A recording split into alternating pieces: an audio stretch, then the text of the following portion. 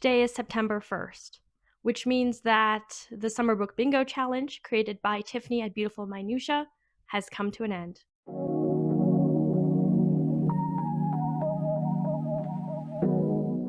Hello everybody, welcome back to my channel, Eclectic Reads. This is the first challenge that I have been able to complete since I did Booktubeathon years ago. Do you all remember Booktubeathon? I still miss it, I must admit. But this scratched that itch. The Summer Book Bingo Challenge started on June 1st and ended August 31st, when I actually finished my final book. And so I got 2 bingos. First of all, I want to thank Tiffany for creating this challenge. It was so much fun. I really like how open-ended the challenge was. There were a lot of categories that were easy to fill, and that meant that whatever books that I wanted to read, I could find a place for them on the board. So I'm going to talk about the different bingos, all the books for the first bingo, and then I'll talk about all the books that I read for the second bingo. All right, so for the first bingo, the first book I want to talk about is Shady Hollow by Juno Black. This is a fun, cozy mystery centering on woodland creatures. I listened to it on audio, which is what I would recommend for you. It was definitely brain candy, which is why I decided to place it in the brain candy category.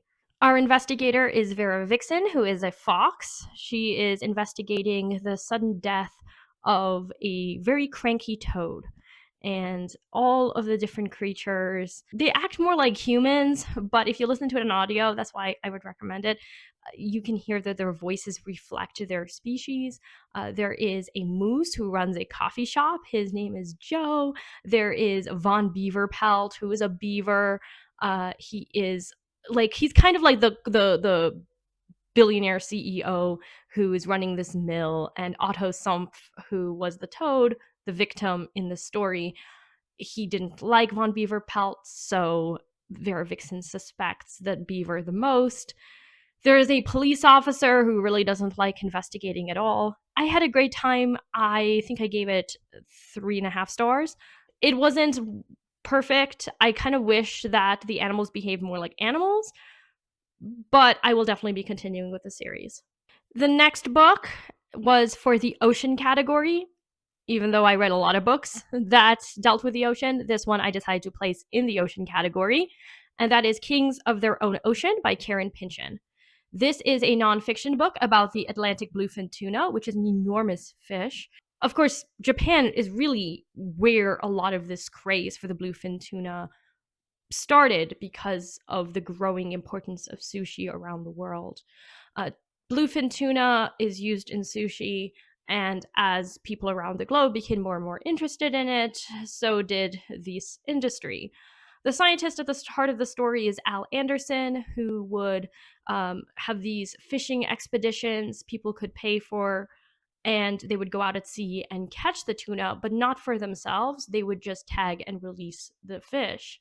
And that was a way for him to monitor the migration of the tuna. There is some conflict in here between 2 scientists, one of whom is Carl Safina.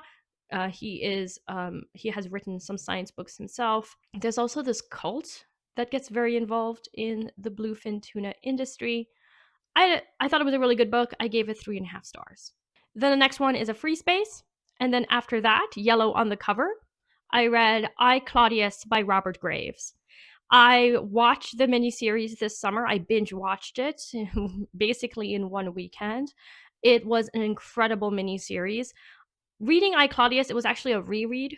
And I remember the first time really struggling to get through it and to understand the different characters and their relationships. So watching the miniseries first was actually really a good idea.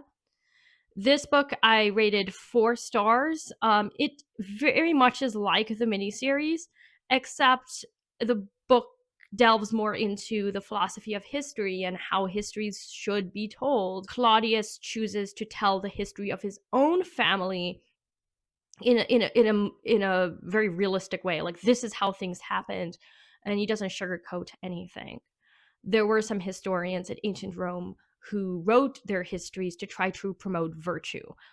You're not going to learn a lot of virtue from the Julio-Claudian dynasty. I, Claudius, of course, is told from the perspective of Claudius, who in the beginning of the story is writing histories about his own family, Augustus, and then at the end of the book, we have Caligula. There's just so much going on. I mean, the depravity, like it really is, I think, a book to read currently. And I, I think that this is the kind of book that we need to be reading today to understand what can happen to an empire. So I definitely recommend it, and I really do want to read the sequel, Claudius the God, soon. And the final book for that bingo was for sci fi or fantasy, and that was Meg by Steve Alton. I could have very easily chosen this book for the ocean category or for the brain candy category. I read this after reading Moby Dick by Herman Melville, which was a reread for me. I tried reading Jaws and I abandoned it because there was just a lot of misogyny and racism, and I just couldn't get through that book. So instead, I picked up Meg and I loved it. It was exactly what I wanted. It's basically like Jaws or Jurassic Park, the films. It's following a guy named Jonas. His name is significant. And some years before, he had gone deep sea diving in a submersible with a couple other men. And he believes that he had seen a megalodon, which is a prehistoric great white shark. He surfaced way too quickly, trying to escape from the Meg, and the two men that were with him died, and he got severely injured, and he almost died himself. At the beginning of the story, he's giving a talk about the megalodon, and people are ridiculing him. But of course, he eventually goes down there and he encounters a Meg, and a Meg then surfaces and now is like going around and eating people. And it is wonderful. Like, it is the best time. So, if you're looking for a fun escapist book that isn't a masterpiece of literature, but doesn't pretend to be, it doesn't take itself too seriously, definitely recommend Meg.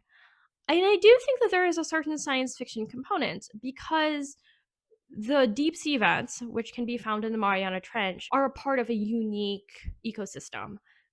And I can see how, Steve Alton could dream up a prehistoric shark that has existed in this area because of the deep sea vents where life is supposed to have emerged.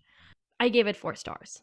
All right, on to the second bingo. So, the first book I want to talk about, I read for the debut novel category, and that was Leonard and Hungry Paul by Ronan Hession. This book follows two men who are written like they are neurodivergent. Leonard, who works for an encyclopedia company, he writes for these highly illustrated encyclopedias. And Hungry Paul, who really struggles to hold down a job, he works once a week as a substitute postal worker. Hungry Paul's sister Grace is getting married, and it's a very quiet book about these two men who accept themselves, but their families really worry about them. And I gave it 3.5 stars. I kind of wish there was more empathy towards Grace in this book about her situation being the oldest sibling and wanting to make sure that her brother is taken care of, and just kind of the burden of being that older sibling. But otherwise, I thought it was really wonderful. I liked the ending, and I hope that Hession writes more books about both men, maybe as individual books, like one book about Leonard and then one book about Hungry Paul. The next book was my favorite book that I read for this challenge, and that is for the one-word title, Flush by Virginia Woolf. This will definitely be one of the best books I read in 2025. Every Virginia Woolf I've ever read I thought was brilliant, and this one was absolutely no exception. This story follows Elizabeth Barrett Browning, the poet, from the perspective of her Cocker Spaniel, Flush. She was given Flush by a fellow author while she was an invalid. She was not allowed to leave her room. She had some kind of an illness. The story is told from the perspective of her dog, who senses the world not so much through sight, but through touch and smell. It's about her elopement with Robert Browning. It is about her journeys to different countries. This was absolutely brilliant. It made me want to actually read something by Elizabeth Barrett Browning, and I do have her famous poem, Aurora Lee. which apparently does deal with gender in some way. This was absolutely a 5-star read. Then for nonfiction, even though I actually read quite a few nonfiction books, I decided to put the book that I finished on August 31st, and that is Coyote America by Dan Flores. This book has been compared to American Wolf by Nate Blakeslee, and I completely understand why. Just as American Wolf is about the reintroduction of the gray wolf into Yellowstone National Park in 1993, and it talks both about the animal itself as well as the politics of conservation surrounding that animal, this book, Coyote America, does the same, but for the coyote. An animal that has been vilified for the past 150 years in the United States, but an animal that some people really love. I really love the coyote. I live in the Southwest. We see coyotes all the time. But because I am not a livestock farmer, I am not threatened by them. I also don't have a small dog, so I'm not worried about that. And I think that ultimately that is like the biggest rift in terms of how people view the coyote. People who see them, but don't, they don't have any kind of animals that they are worried about, love the coyote and think they're really cool. And then livestock farmers absolutely hate them because they munch on their sheep. This book starts by talking about Old Man Coyote, which comes from a number of different indigenous tales. The word coyote comes from coyotl, which was a Nahuatl word for this animal, which is the language of the Aztecs. Then we start talking about how the white settlers called this animal the prairie wolf, and then there was some questions as to whether it was related to the jackal or whether it was more related to a wolf. And then eventually it was called a coyote. In some places, it's called a coyote. Dan Flores argues that the way that this animal is called, whether it's coyote or coyote, depends on the people's political views. So conservatives tend to call them coyotes and hate them, and liberals call them coyotes and love them. And while I do agree that there is probably a connection between what people call this animal and their political views, I don't think it starts with politics so much as it starts with people's lifestyles. People in urban areas don't feel as threatened by the coyote, whereas livestock farmers, they do. I kind of wish that there was more empathy towards those farmers, or at least some kind of interview with them to understand their side of the story. I will say, though, there are a couple chapters about the mass killing of coyotes, the extermination programs that are still a thing. The federal government still does exterminate coyotes in areas, and it is troubling to read about. There's the use of strychnine as well as other chemicals. It is certainly not for the faint of heart. However, unlike other predators that have reached the brink of extinction or have become extinct, the coyote is doing very well. And there is no sign of them being threatened, let alone reaching extinction. The coyote has a particular adaptation that allows it to basically survive in anywhere and actually thrives around humans. And so Flores really explores that in this book. And of course, the book does end with discussing Wile E. Coyote and Coyote and Roadrunner, which is a cartoon that I watched a lot as a child. I gave this book 3.5 stars, and I would definitely recommend it to people who want to understand this animal better. Then, of course, we have the ocean category, which I already talked about. That was Kings of Their Own Ocean. And the final book I want to talk about, I read for the library book category, and that is Murder at Pirates Cove by Josh Lanian. This is a quosie. Our protagonist, Ellery Page, was a failed actor, but he has inherited this bookshop and a house in Pirates Cove, which I think is part of New Jersey. I forget. It's either New Jersey or Rhode Island. I don't remember. At the beginning of the story, there's this man named Trevor, and he comes to the bookstore.